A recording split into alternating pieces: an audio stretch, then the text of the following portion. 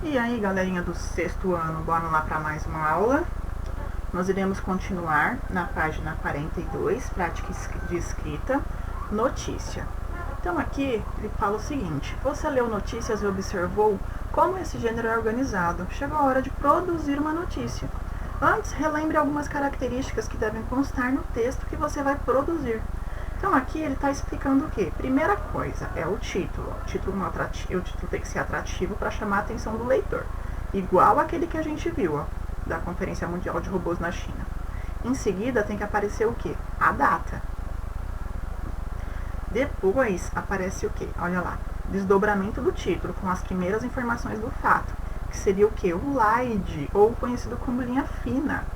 Olha lá, uma breve explicação sobre o que vai acontecer. É um complemento do título. Depois aparece o quê? Mesmo havendo foto, não necessariamente precisa ver a legenda. Então, se tiver uma foto, não precisa ter legenda. Tá? Aqui também ele explica um pouquinho mais sobre o texto, ó, que a gente já viu. Aí ele fala o quê? Os demais parágrafos, que é o corpo do seu texto, da sua notícia, os demais parágrafos apresentam informações complementares sobre o fato. Em geral, não são muito extensos e são formados por frases curtas. Ó. Então, é o corpo do texto, da notícia, que você vai criar. Então, isso aqui é um exemplo. Vamos lá, questão 1. Assinale as alternativas verdadeiras sobre o título de notícia. Para responder, considere os títulos lidos neste capítulo. Então, olha lá, assinale as alternativas verdadeiras. Então, quer dizer que tem mais de uma. Olha lá, deve ser atrativo. Um texto, quando a gente lê, ele deve ser atrativo para despertar a curiosidade do leitor e levá-lo a ler o texto. Isso é verdadeiro ou é falso? Precisa revelar sobre o que trata a notícia para que o leitor, já no início do texto, identifique-se com o tema, que se o tema é ou não é de seu interesse. Então, é através do título que a gente já vê se tem interesse ou não. Não é isso? Então, isso aqui é verdadeiro ou é falso? Está certo ou está errado? Ou o texto deve antecipar trechos do slide. Slide é o primeiro parágrafo. Caso o leitor não leia a notícia completa, e aí, qual que eu marco? 2. Compare esses dois títulos de notícia. Título 1. Japoneses inventam androide que sorri e serve de companhia para doentes. Título 2. Não sou nenhum herói, diz jovem que achou solução para a onda de ciberataques. Eu tenho dois títulos aqui. A. Ambos os textos tratam de uma mesma área temática. Então é o mesmo texto, o mesmo tema, os dois. Que tema que é? É entretenimento, é cultura ou é tecnologia? É sobre o que os dois? Você vai assinar. Assina lá. Uma das alternativas. Nesses casos, cada título é composto de frase verbal. O que é frase verbal? Que tem verbo. Sublinha as formas verbais. Então, o que ele está falando? Sublinha os verbos presentes em cada título. Então, o verbo é o que? Ação praticada pelo sujeito. É aquela palavrinha que eu consigo fazer a conjugação. Então, o que eu tenho de verbo aqui nesse trecho? O que é verbo? Vocês vão sublinhar. E o que eu tenho de verbo aqui? Então, tudo que é verbo. Verbo, ação praticada pelo sujeito e aquela palavrinha que você consegue conjugar. Ok? Exemplo, eu leio, tu lê, ele lê, nós lemos. Então, é um verbo. Por quê? É uma ação praticada pelo sujeito. Quanto à pontuação dessas frases, não, quanto à pontuação aqui desses dois títulos, o que você observa? Eu tenho algum tipo de pontuação aqui no 1 e aqui no título 2? O que eu tenho de pontuação e o que está faltando nesses títulos? O que está faltando aí? Então você vai colocar, percebi que tem o uso de pontuação tal e está faltando tal coisa. O que está faltando aqui? O que você percebe que tem e o que não tem? É o que você vai marcar aqui. 3. Aliás, D de dado. Assinale a alternativa incorreta, então é a errada, quanto ao uso de formas verbais nesses títulos. Então, de forma verbal seria o quê? O próprio verbo. Aí você vai ler. A forma verbal inventam no título 1 é a forma verbal diz e a forma verbal diz no título 2. Então, já está dizendo aqui a resposta do anterior. diz do título 2, revelam a atualidade do ato noticiário. Coisa atual que ele está falando, é isso? Então, é a incorreta que eu quero. Se for isso, eu sou certo. As formas verbais som e serve, do título 1, estão no passado? Então, esses dois termos aqui estão no passado e dizem respeito a ações realizadas que não são regulares, ou seja, que não ocorrem com frequência? Então, eu quero a errada. No título 2, o uso do presente do indicativo. Presente é o quê? Sou. Então, presente é o que está acontecendo agora, na afirmação do jovem. Revela um caráter de permanência nessa condição de não ser herói? Então, veja qual que está errada. Achou, no título 2, está no pretérito perfeito, então pretérito é passado. Então, está no passado perfeito do indicativo para indicar um fato acabado? Então, achou é algo que já foi. Então, eu quero aqui a alternativa incorreta, só tem uma. E, observe as palavras androide e herói. Divida silabicamente cada palavra. Como é que faz a separação de sílaba dessas duas palavras? Você vai colocar aqui. Então, você vai dividir, separar androide, separa com ponto e vírgula, e depois você vai separar herói. Como é que elas ficam? Separado, se eu fizer a separação de sílabas delas. É isso. Sublinhe a sílaba forte de cada palavra e em seguida classifique-as quanto à posição de sílaba tônica, em proparoxítona, paroxítona e oxítona. Então, o que você vai fazer? Vai reescrever a palavra aqui, androide, por exemplo. Qual que é a sílaba mais forte de androide? Aí você vai fazer o quê? Sublinhar a sílaba mais forte. Depois você vai dizer para mim se essa palavra androide, ela é oxítona, paroxítona e proparoxítona. Qual que é a sequência mesmo? Como é que eu faço a contagem? A contagem é sempre de trás para frente. Então, você vai ou circular ou sublinhar a sílaba tônica, que é a mais forte, e dizer para mim se é oxítona, paroxítona ou proparoxítona. Isso com as duas. Então, primeiro androide escreva, localize a sílaba tônica e diz para mim o que ela é.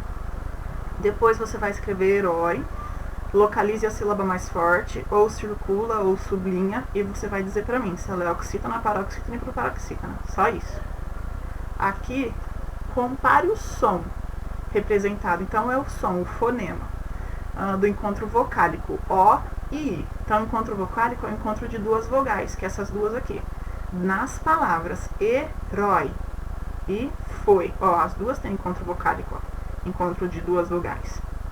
Pode-se afirmar que o encontro vocálico, então pode-se dizer que o encontro dessas duas vogais representa o mesmo som nas duas palavras? Você escuta o mesmo som quando fala herói e foi? Explique sua resposta.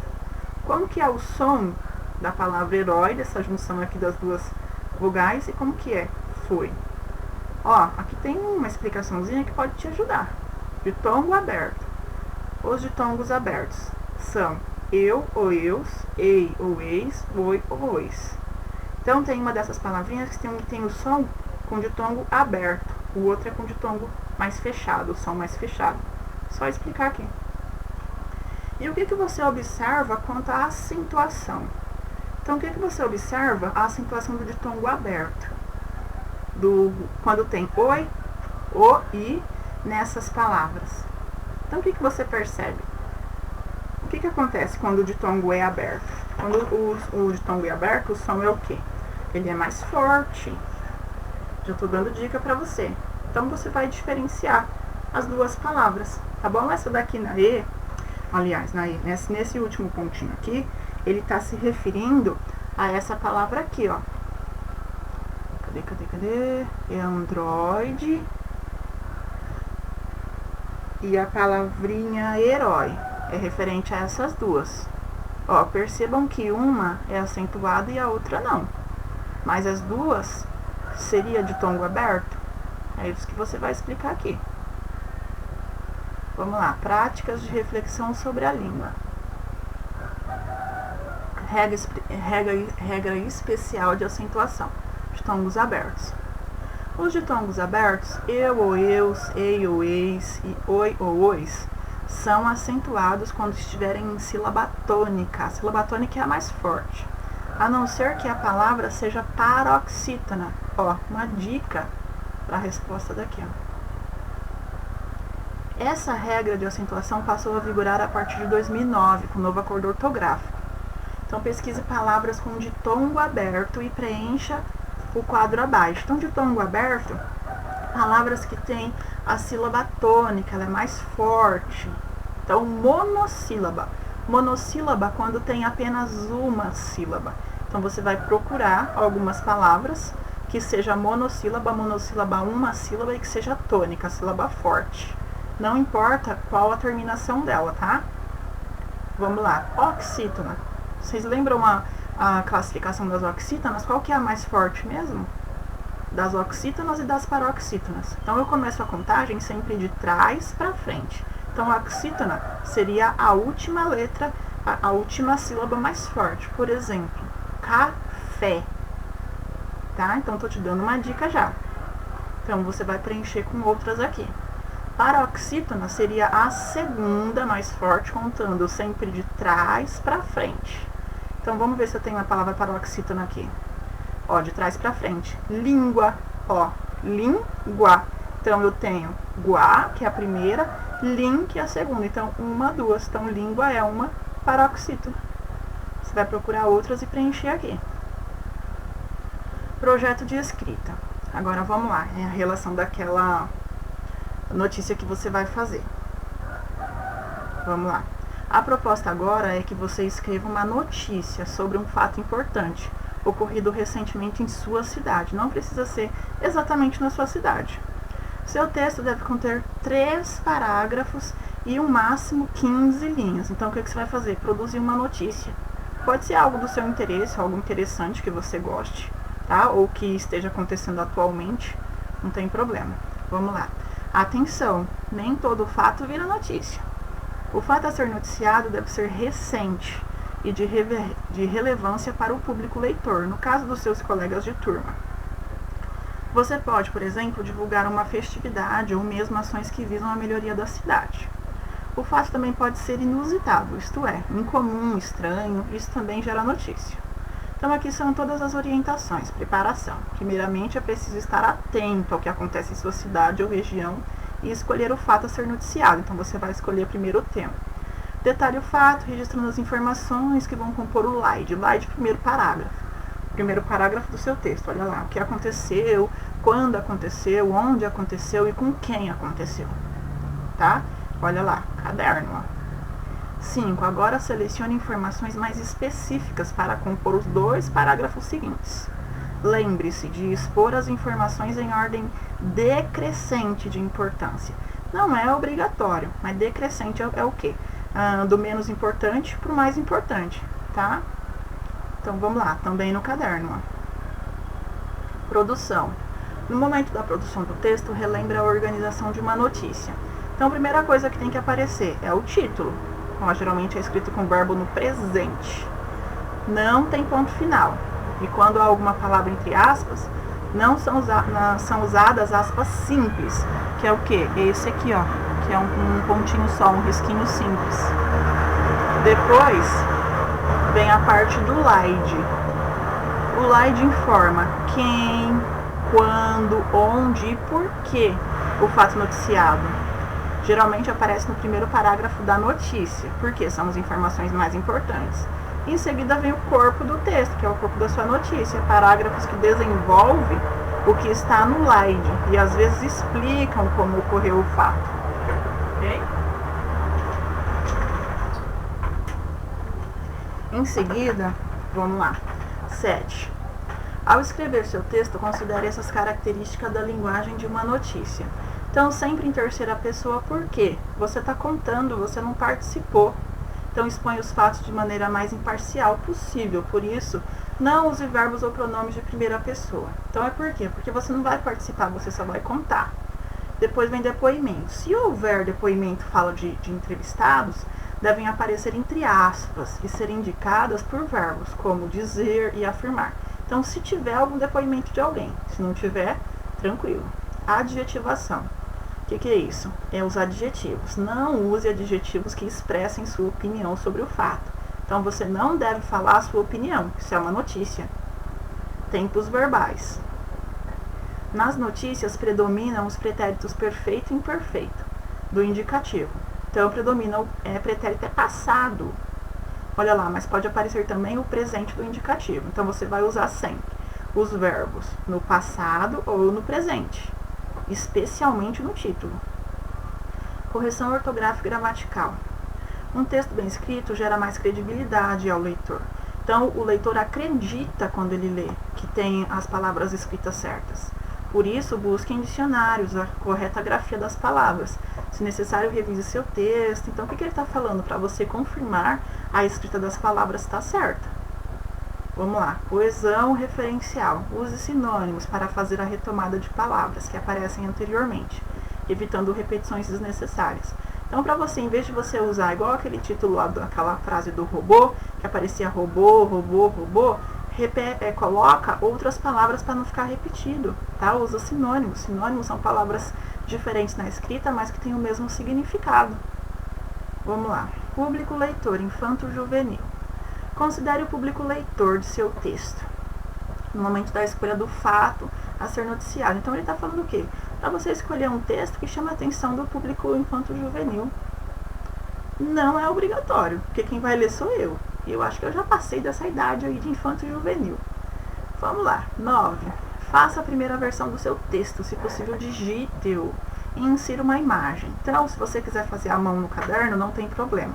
Se você quiser digitar, também ótimo, tá? Lembrando que, no máximo, 15 linhas, tá bom?